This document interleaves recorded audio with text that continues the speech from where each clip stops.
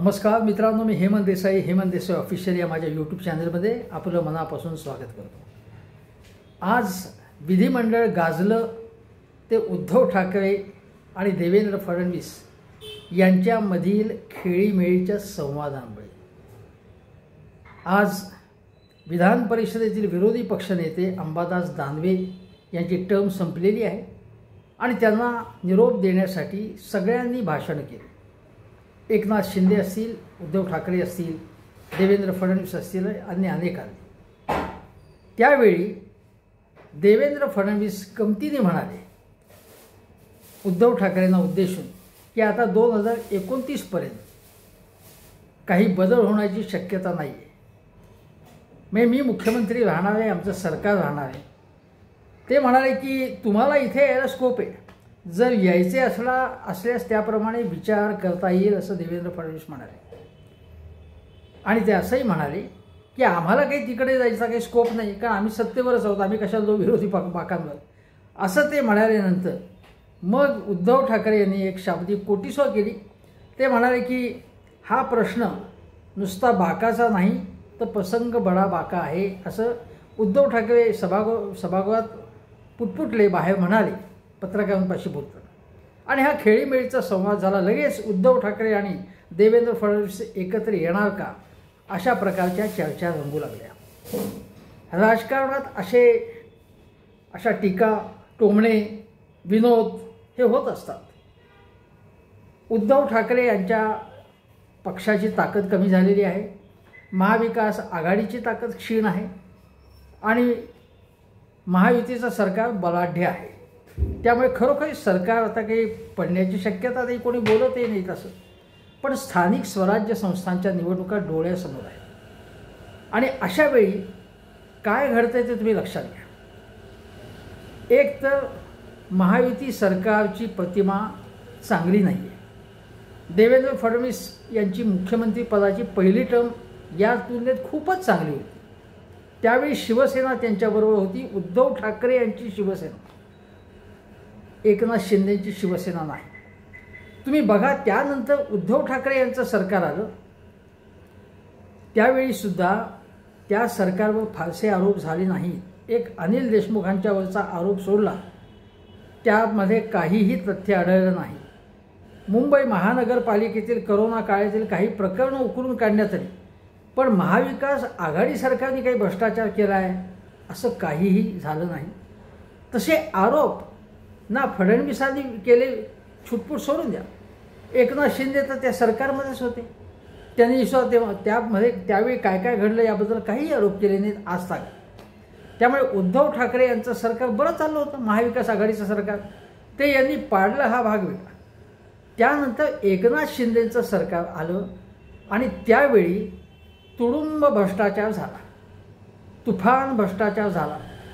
हे एकनाथ शिंदेच्या नेतृत्वाखाली सरकार, तुम्ही कल्पना करा तर असा भ्रष्टाचार झाला असता आणि विरोधी पक्षामध्ये भारतीय जनता पक्ष असता तर त्यांनी किती बोंबाबोंब केली असती।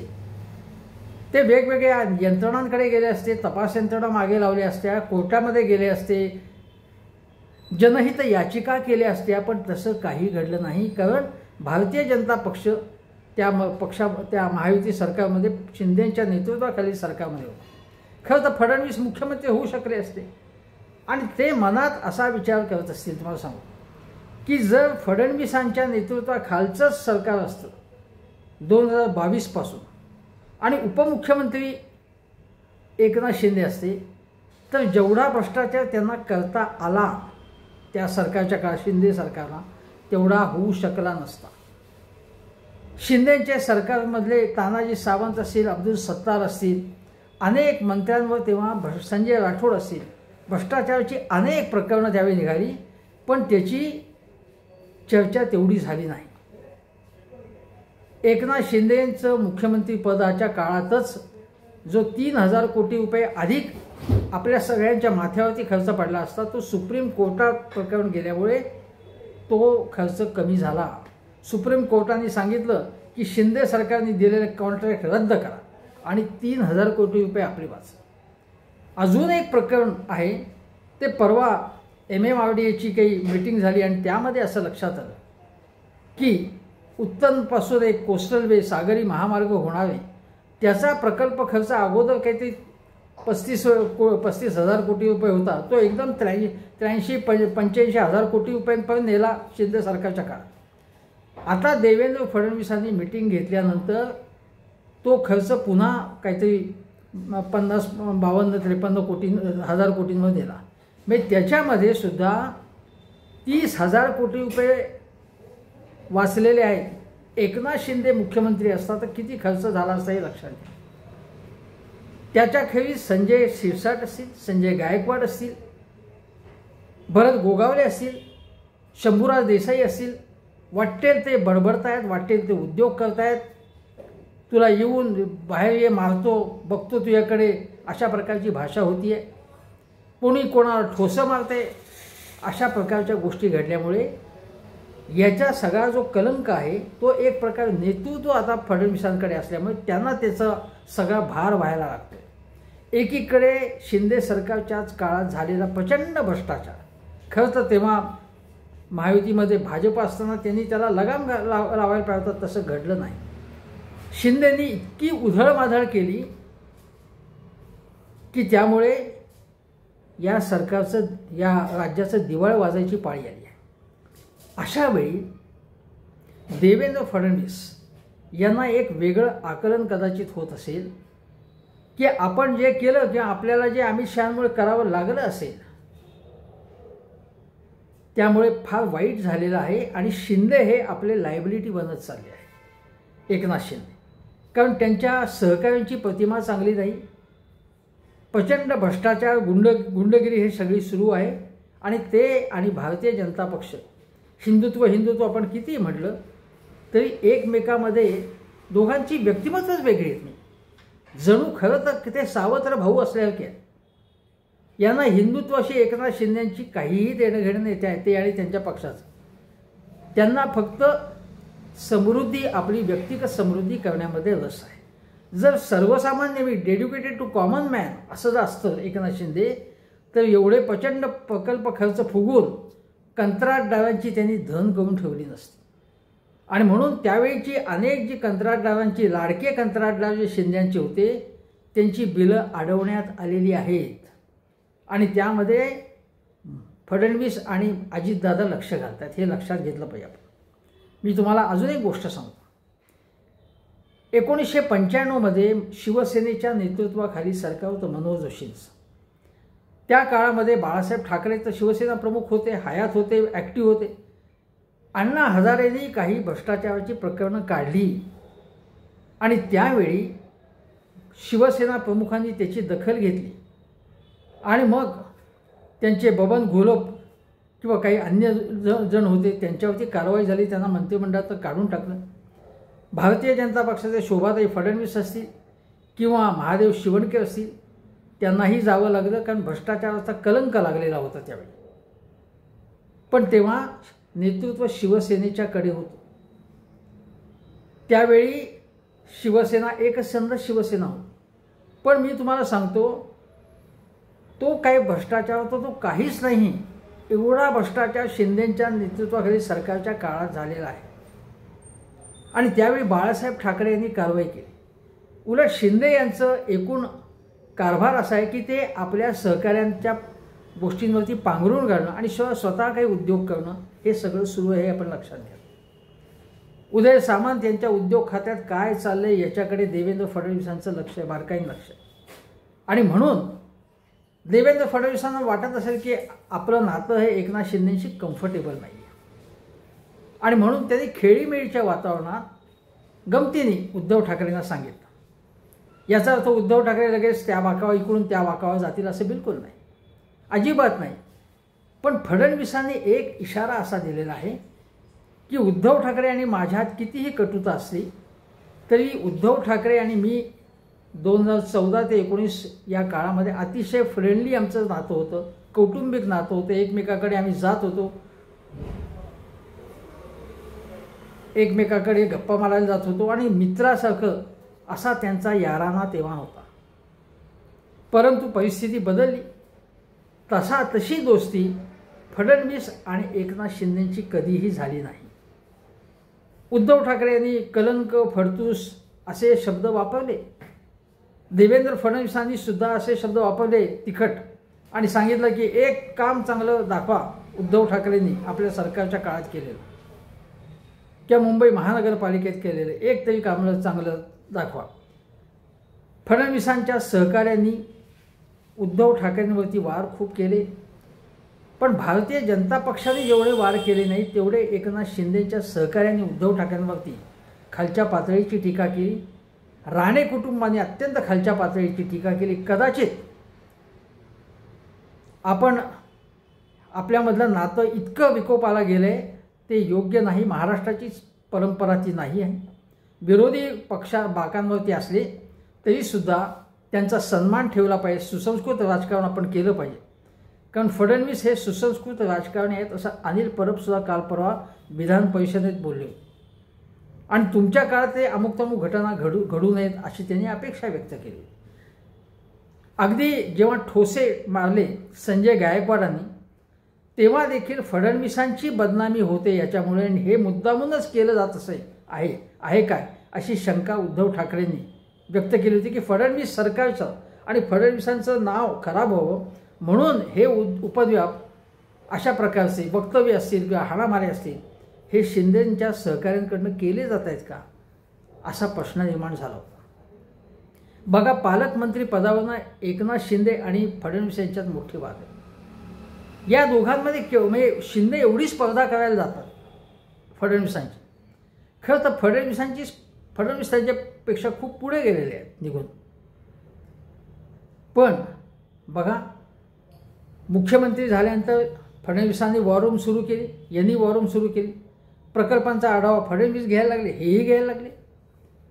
टेस्लाचं शोरूमचं उद्घाटन फडणवीसांनी केली, टेस्ला चालवत हे आले. अशी स्पर्धा करण्याचं काय कारण आहे? तुम्ही तुमच्या पद्धतीने तुमचा पक्ष वाढवा, पण अप्रत्यक्षपणे फडणवीसांना टोमणे एकनाथ शिंदेसुद्धा मारतात की आमचा पक्ष आम्हाला वाढवायचा आहे, आम्हाला वाढवण्याचा अधिकार आहे आणि आमच्या पक्षाची या पक्षाच्या नेत्यांची बदनामी सुरू आहे.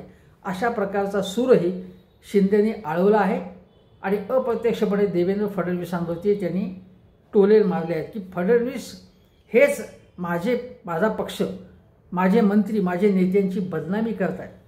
तशा बातम्या प्रसिद्ध होत आहेत. वास्तविक फडणवीसांनी स्वतंत्रपणे बदनामी करण्याचं कारण नाही. एकनाथ शिंदेंच्या नेत्यांचे आणि सहकाऱ्यांचे इतके उपद्व्याप आहेत की बदनामी आपोआपच होते. मी तुम्हाला एक गंमत सांगतो की एवढं शिंदे आणि हे महायुतीत एकत्र आहेत फडणवीस, पण त्यांच्यात एकमेकांमध्ये तसं हास्यविनोद होणं, एक प्रकारची कम्फर्ट लेवल असते. दोघंजण समोरासमोर आले की गप्पा मारत, तसं काही घडताना अलीकडच्या काळात दिसत नाही. पूर्वीच्या काळात गमती जमती झाली असते, कारण तेव्हा भारतीय जनता पक्षाला उद्धव ठाकरेंचा पक्ष फोडायचा होता. त्यासाठी एकनाथ शिंदेंची मदत झाल्यानंतर ते आनंदात होते की हे सरकार काही करून पाडायचं आपल्याला, कारण उद्धव ठाकरेंनी आपल्याला गंडवून सरकार स्थापलं. 2.5 वर्ष आपल्याला हात चोळत बसायला लागलं. मी पुन्हा येऊन म्हणूनही काही झालं नाही असं. त्यामुळे आपण त्याचा सूड घेतला पाहिजे. त्यावेळी एकनाथ शिंदेंची मदत झाली, पण आज मात्र एकनाथ शिंदेंचा पक्ष हा 2029पर्यंत कमी करायचा, तो संपवायचा असे भाजपचे प्रयत्न आहेत. प्रदेशाध्यक्ष रवींद्र चव्हाण हे तर म्हणाले की आमची कॉम्पिटिशन आमच्या मित्रपक्षांशी देखील आहे, कारण आम्हाला आमचा पक्ष वाढवायचा आहे. आणि रवींद्र चव्हाणांना आणले याचा अर्थच ठाणे जिल्ह्यामध्ये एकनाथ शिंदेंची ताकद कमी करण्यासाठीच रवींद्र चव्हाणांना आणलेलं आहे प्रदेशाध्यक्षपदी. रवींद्र चव्हाण आणि एकनाथ शिंदे आणि त्यांच्या समर्थकांचे संबंध अजिबात चांगले नाही, ते लक्षात घ्या. आज मला एका गाण्याची आठवण आहे. ब्रह्मचारी या चित्रपटात आजकल तेरे मेरे प्यार की चर्चे हर जबान पर, हे जे गाणं आहे ते शम्मी कपूर आणि मुमताज यांच्यावरती चित्रित झाले. मुमताज आणि प्राणचं लग्न ठरलेलं असतं आणि त्याच्यामध्ये शम्मी कपूर हा एक काटा सलतोय, शम्मी कपूर तिच्या मागे लागलेला आहे असं याला वाटायला लागतं प्राणला. आणि नायिकेशी आहे, म्हणजे नायिका जी आहे त्यामध्ये अजून एक कलावती आहे, राजश्रीसुद्धा आहे. पण हे गाणं चालू असताना आणि शम्मी कपूर मुमताजबरोबर नाचत असताना, जवळीक साधत असताना मध्येच एकदा प्राण हा असा अत्यंत चिडून संतापून ते दोघं जवळ असताना बघतो. आणि याच प्रकारे आज देवेंद्र फडणवीस आणि उद्धव ठाकरे यांच्यामध्ये जी खेळीमेळीनी विधान परिषदेने चर्चा रंगलेली होती, टीका टिप्पणी चालू होती, तेव्हा शिंदेंचा चेहरा अतिशय वेगळ्या प्रकारचा दिसत होता. शिंदेंचं वैशिष्ट्य म्हणजे काही नट असे असतात की त्यांच्या चेहऱ्यावरती काही हावभावच नसतात, काही जिवंतपणाच नसतो. तसा शिंदेंच्या चेहरा की त्यांच्या आत काय खळबळ चालली ती तुम्हाला कळणार नाही. शिंदेंचं हे वैशिष्ट्य आहे. पण आज देवेंद्र फडणवीसांनी अंबादास दानवे यांचं खूप कौतुक केलं. अंबादास दानवे यांनी अलीकडे पाण्याचं एक मोठं आंदोलन केलं होतं, वादा तेरा वादा असं एक आंदोलन संभाजीनगरमध्ये. 2 आंदोलनं अंबादास दानवेंची प्रचंड गाजली.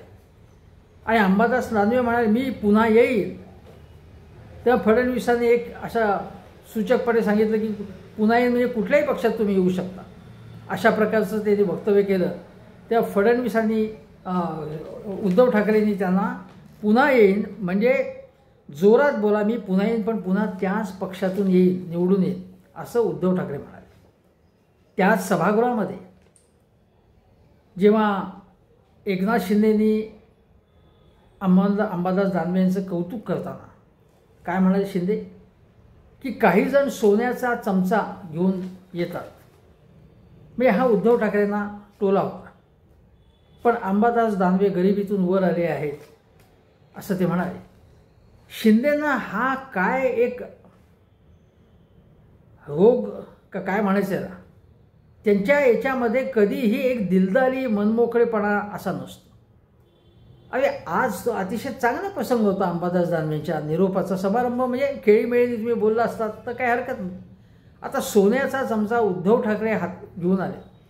आता मला सांगा जर एकनाथ शिंदे श्रीमंताच्या घरी असे, आता श्रीकांत शिंदे त्याच्याबाबत काय म्हणायचं, सोन्याचा चमचा घेऊन तो जन्माला आला किंवा तो वाढला असं म्हणायचं का? किंवा आज श्रीकांत शिंदेचे चिरंजीव असतील, ते सोन्याचा चमचा घेऊन आले असं म्हणायचं का? असं म्हणायचं कारण नाही. शिंदेंनी एक कमाल करून दाखवलेली आहे, तुम्ही तुमचा पक्ष वाढवा ना.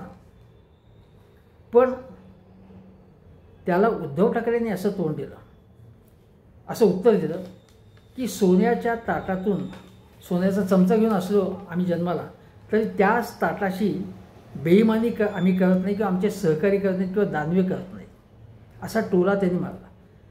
आणि उद्धव ठाकरे बाहेर पत्रकारांशी बोलताना म्हणाले की माझे आजोबा प्रबोधनकार, माझे वडील हे काही श्रीमंत नव्हते, हे गरिबीतूनच पुढे वर आले होते ना आजोबा.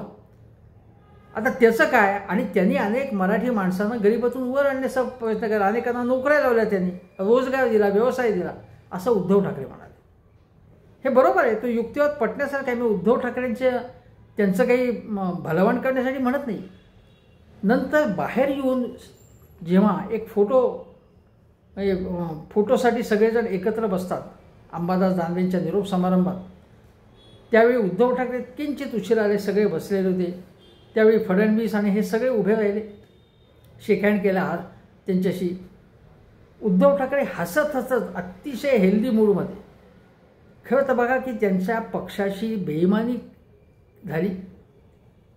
निवडणूक आयोग सगळ्या यंत्रणा त्यांच्या बाजूला नाही, त्यांच्याकडे सत्ता नाही, पण उद्धव ठाकरेंचा चेहरा प्रफुल्लित असतो. अगदी मी तुम्हाला सांगितलं की राज ठाकरे अत्यंत गंभीर दिसतात अलीकडे, पण उद्धव ठाकरे इतकं प्रतिकूल परिस्थिती असून अनेक सहकारी गमावले, फोडण्यात आले, पण उद्धव ठाकरे यांचा चेहरा अतिशय प्रफुल्लित असतो. ते असे आले, फडणवीसांना भेटले, इतर नेत्यांशी हस्तांदोलन केलं किंवा हसत हसत सामोरं गेलं, आणि समोर एकनाथ शिंदे होते. ते एकनाथ शिंदेनी चष्मा तो पुसण्याचं नाटक केलं. अरे बोला ना काय, उद्धव ठाकरे त्यांच्याकडे बघून हसत होते, मग हसत हसत समोर गेले, पण एकनाथ शिंदेनी त्यांची नजर चुकवली किंवा नजर म्हणजे ज्याला म्हणतो ना अशी चोरट्या नजरेने दुसरीकडे बघणं असं. नीलमताई गोरे ज्यांनी मर्सिडीज 2-2 मर्सिडीज द्यायला लागतात मातोश्रीवर असा आरोप केला तरीसुद्धा उद्धव ठाकरे त्यांच्याशी बोलले, त्याही त्यांच्याशी हसत हसत सामोरं गेले. आणि मग नीलमताई बसल्या, त्या विधान परिषदेच्या उपसभापती आहेत, त्यांच्या डाव्या बाजूला एकनाथ शिंदे आणि उजवीकडे उद्धव ठाकरे. उद्धव ठाकरे यांना अंबादास दानवे येऊन म्हणाले, नाही तुम्ही मध्यभागी किंवा आमच्या जवळ येऊन बसा. पण उद्धव ठाकरे तिकडे गेले नाही, साईडला बसले, काही प्रश्न नाही, त्याच्यात काही फोटो काढण्यासाठी बसायचे. त्यावेळी एकनाथ शिंदेचा चेहरा गंभीर आणि उद्धव ठाकरे हसतमुख किंवा नीलमताई हसतमुख, सगळे अतिशय प्रसन्न मूडमध्ये. त्यानंतर फोटो काढून झाल्यानंतर देखील उद्धव ठाकरे देवेंद्र फडणवीसांच्या त्या बाजूला गेले. देवेंद्र फडणवीसांचं लक्ष होतं, पाठमोरे होते, त्यांच्या हाताला असे थोपटून ते म्हणाले की आम्ही निघतोय आता. त्यांनी त्यांच्या बॉडी लँग्वेजमधनं सुद्धा दिसलं की आता आमच्यातली जी कमालीची कटुता होती ती कमी झालेली आहे. तुमच्या बॉडी लँग्वेजमधनं लक्षात येतं. ह्या ज्या गोष्टी आहेत राजकारणामध्ये, तुम्ही पॉझिटिव्ह असलं पाहिजे. पण उलट एकनाथ शिंदे मात्र सगळ्यांशी, जसं अंबादास दानवेंच्याशी हसत हसत काय बोलले असतील एकनाथ शिंदे, मी काही त्या ठिकाणी असतो. उद्धव ठाकरेंना एक लुक चांगला दिला असता, प्रसन्न लुक, तर काय हरकत होती, झालं ते झालं. आणि राजकारणात आज वैर असलं तरी अशा प्रकारचा दुरावा, म्हणजे अगदीच कट्टी फू असं म्हणतो, लहान मुलं करतात तशा प्रकारचा चेहरा फुगून बसवण्याचं काही कारण नाही. चेहरा फुगून बसायला पाहिजे खरं म्हणजे उद्धव ठाकरे अतिशय आनंदात असतात, प्रसन्न असतात, सगळ्यांशी मनमोकळेपणे बोलतात. त्यांची इमेज फार वाईट करून ठेवली लोकांनी. एक नॅरेटिव्ह सेट केले, घरी बसले, घरी कुठे बसलेले ते भेटतात लोकांना, आणि घरी लोक येत असतात ना त्यांना भेटायला.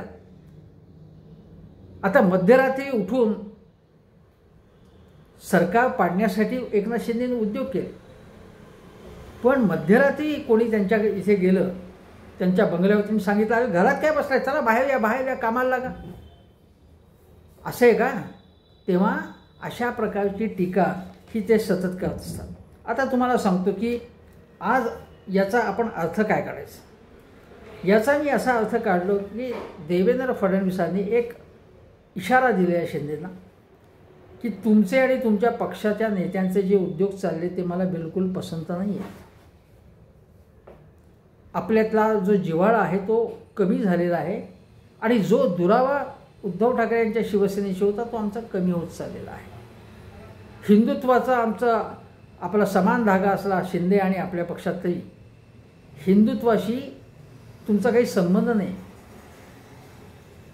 तुमचं फक्त हिंदुत्व म्हणजे ठेकेदारांच्याच भोवती घोळते आणि हे अशा प्रकारचे तुडुंब भ्रष्टाचारी उद्योग मला चालणार नाही. कारण त्यामुळे माझी प्रतिमा खराब होते, भाजपची प्रतिमा खराब होती आहे असं कदाचित फडणवीसांना वाटत असावं.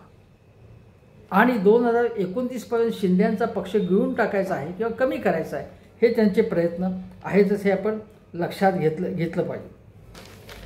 आता राजकारणातली सुसंस्कृतता वगैरे हे तर मी म्हटलं. जयंत पाटलांना कोणीतरी विचारलं की उद्धव ठाकरे आणि देवेंद्र फडणवीसांनी ऑफर दिली उद्धव ठाकरे, तुमचं काय मत आहे? तर जयंत पाटील एवढंच म्हणाले की उद्धव ठाकरेंनी काय प्रतिसाद दिला त्याचा, हे महत्त्वाचं आहे ना. उद्धव ठाकरे लगेच म्हणाले हां चला मी आता त्या सत्ताधारी वाकावून बसतो असं म्हणाले की उलट अजिबात म्हणाले नाही. आणि उद्धव ठाकरे बाहेरून पत्रकारांविषयी बोलताना म्हणाले ते खरं म्हणजे बोलायला एवढे उत्सुक सण होते.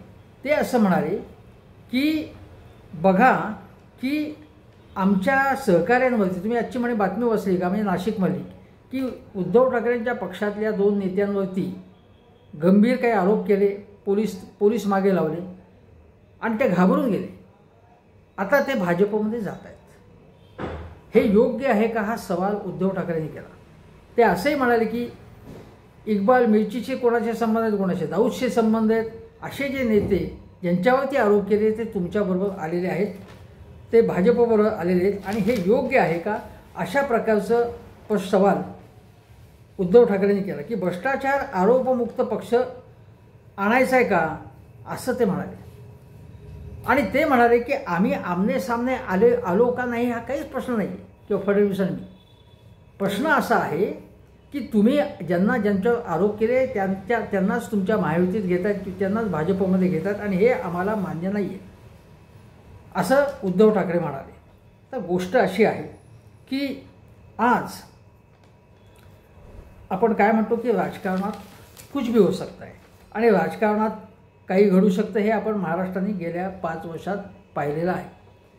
पण आज एक वाक्य देवेंद्र फडणवीस जे काही म्हणाले ते बिटवीन द लाईन्स त्यातला अर्थ आपण जर काढला तर ते असं म्हणाले की अंबादास यांनी अनेक आंदोलनं केली, अनेक गोष्टी केल्या, चांगल्या गोष्टी केल्या, विरोधी पक्षात आहेत आणि ते सक्रिय आहेत, चांगले नेते आहेत असं म्हणताना ते म्हणाले की अनेक गौप्यस्फोट अंबादासने केले.